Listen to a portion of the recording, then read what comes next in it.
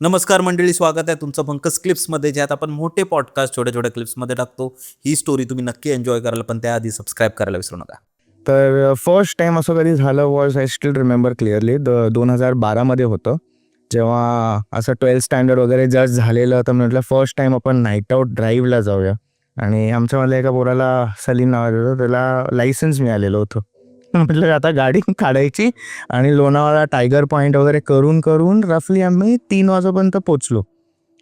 बेलापूर स्टेशनच्या तिकडे माझा एक मित्र राहत होता. म्हटलं तिथं जाऊया आपण, हायवेवरनं तिथं पोचलो.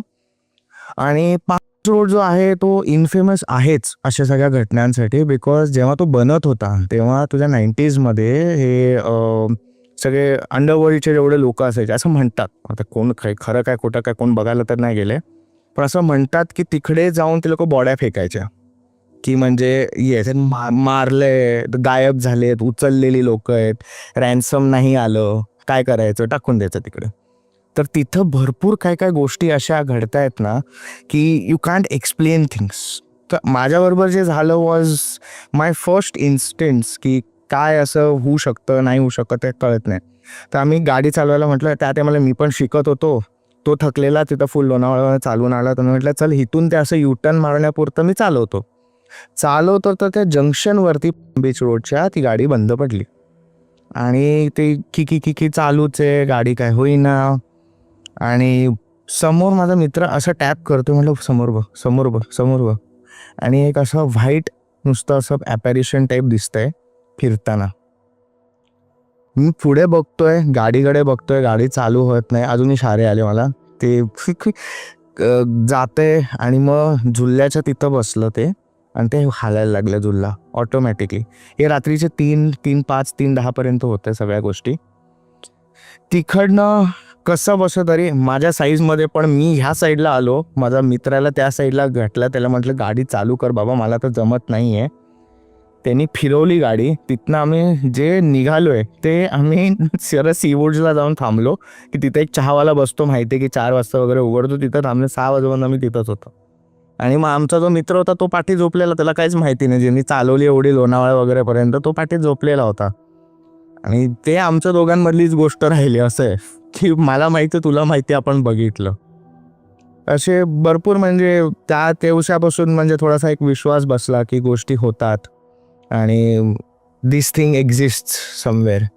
तिकडे अजून लोकांनाही बरेच अनुभवी आहेत. भरपूर भरपूर. आणि त्या तिकडे एवढं म्हणजे आता डेव्हलपमेंटच्या नावानं तर भरपूर काय काय झालंय, पण ओव्हरऑल इट्स व्हेरी स्केरी. म्हणजे यू कांट असं गो देअर अलोन ऑर म्हणजे आता सेफ्टी वगैरे आहे, लाईट्स वगैरे आहेत, बट त्या टायमाला 2012ला जेव्हा मी गेलेलो तेव्हा ते नुकतं सगळं नवं होतं.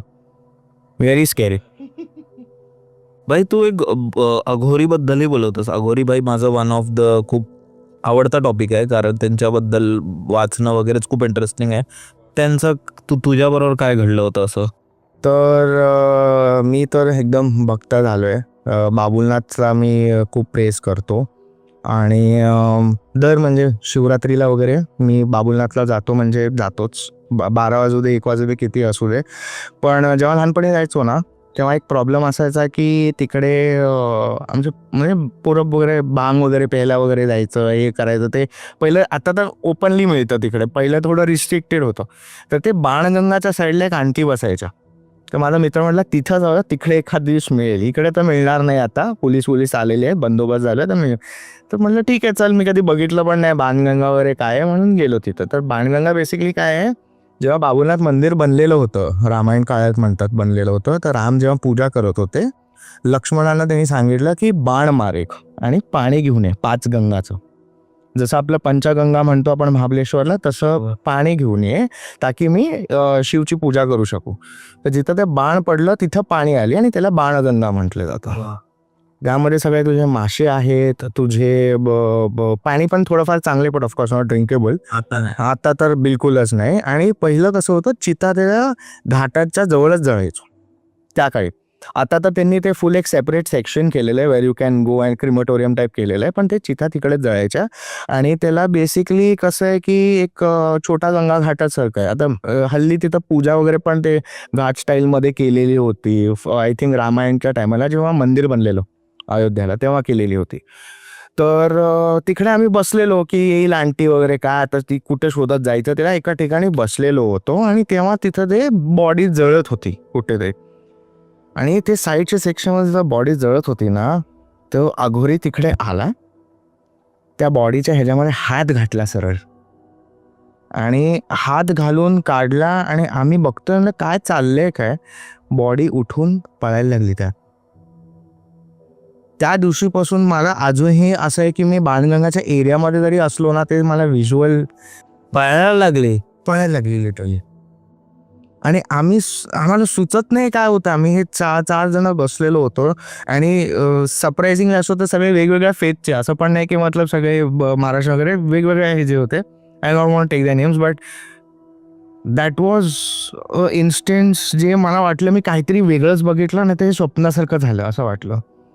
फ्यू इयर्स बॅक 2019-18 मध्ये मी पुस्तक वाचलं, रॉबर्ट ई सोबतचं अघोरीवरती एक पुस्तक आहे. त्यांचे गुरु वगैरे जे होते ते अघोरविद्या वगैरे प्रॅक्टिस करायचे असं म्हणतात. तर त्याच्या पुस्तकामध्ये पण हे बाणगंगाचं जे क्रिया वगैरे होते त्याचं मेन्शन्स आहे. And I was like I saw this. माझं असं होतं की मी हे बघितलं अक्षरशः, की म्हणजे आपलं कसं हे नवळे आहे, आणि त्यांची दुनियाच वेगळी आहे यार. ते अवधूत लोक आहेत, ते त्यांना काही फरक नाही पडत. म्हणजे नागा तरी कसे आहेत, नागा साधू जे आहेत ना ते थोडेसे रेक्लुसिव्ह, त्यांना दुनियामध्ये राहायचंच नाही.